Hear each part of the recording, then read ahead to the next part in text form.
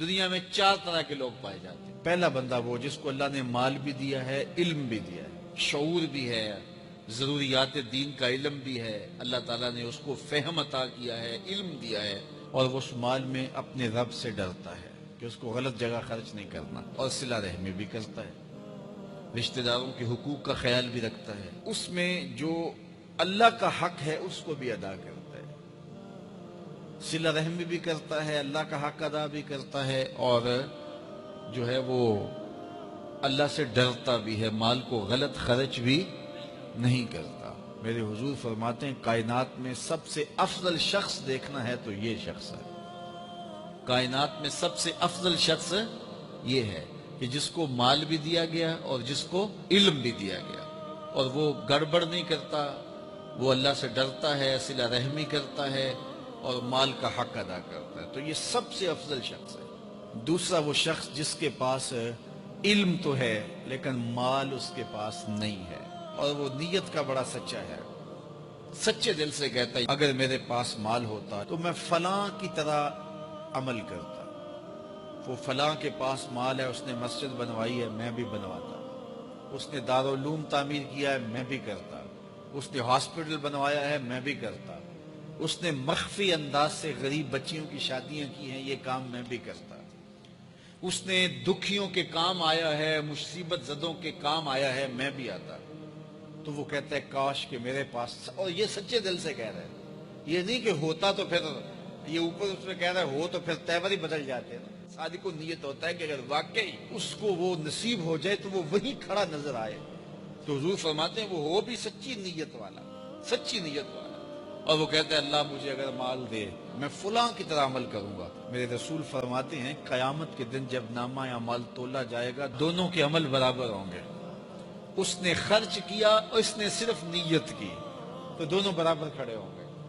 اس نے مسجد بنائی، دارالعلوم بنائی، اس نے بنایا کچھ نہیں تھا، نیت کی تھا، دیکھو نا علم تھا، علم کی وجہ سے نمبر لے گیا۔ کہتا مالک میرے پاس ہوتا میں یوں کرتا، کیا کچھ نہیں، نہ ہوا نہ کیا، لیکن قیامت کے دن جب نامہ اعمال تونے کے برابر کھڑے ہوں گے۔ اچھا، تیسرا شخص جس کو اللہ نے مال دیا ہے لیکن علم نہیں دیا، مال کی فراوانی ہے لیکن علم نہیں ہے، شعور نہیں ہے، جہالت کی وجہ سے وہ مال میں گڑبڑ کرتا ہے، اور اپنے رب سے بھی نہیں ڈرتا، ولا یصل رحمہ، اور صلہ رحمی بھی نہیں کرتا، اور اس کے اندر اللہ کا جو حق تھا وہ بھی ادا نہیں کرتا۔ میرے رسول فرماتے ہیں کائنات میں سب سے زیادہ خبیث بندہ دیکھنا ہے تو یہ کھڑا ہے، سب سے زیادہ منزل کے اعتبار سے خبیث ترین شخص یہ کھڑا ہے۔ چوتھا شخص کون سا ہے؟ جس کے پاس علم بھی نہیں ہے، جس کے پاس مال بھی نہیں ہے، اور وہ کہتا ہے کہ اگر میرے پاس مال ہوتا تو میں بھی فلاں کی طرح عیش کرتا، میں بھی یوں موج میلہ کرتا، مستیاں کرتا، شرابوں کے جام لنڈاتا، یوں ناچ گانا کی محفلیں، رقص و سرود کی مجالس منعقد کرتا، میں بھی پھر من کی خوشیاں پوری کرتا۔ تو وہ جہالت کی وجہ سے وہ کہتے ہیں کہ اگر میرے پاس مال ہوتا تو میں بھی اس کی طرح عیش و عشرت کرتا۔ اللہ اکبر۔ میرے رسول فرماتے ہیں کل قیامت کے دن جب نامہ اعمال تولے جائیں گے تو دونوں ایک ہی جگہ پہ کھڑے ہوں گے، اس نے کیا بھی کچھ نہیں لیکن اس کے ساتھ کھڑا ہوگا۔ اب ان 4 لوگوں میں سے کسی ایک جگہ تو کھڑا ہونا ہے ہم نے،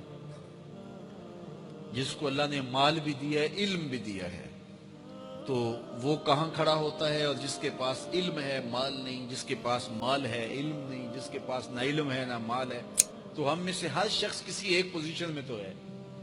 اب ہم اپنے آپ کو کھڑا کریں اور ساری زندگی پھر وہاں کھڑا رکھیں، خیر کی راہ پہ کھڑا کریں کہ مالک شعور بھی دے، اپنی راستے کے اندر خرچ کرنے کی توفیق بھی دے، مال بھی دے اور توفیق بھی دے، تاکہ میں ان بندوں میں سے ہو جاؤں جن پہ تیری رحمتوں کا نزول ہوتا ہے۔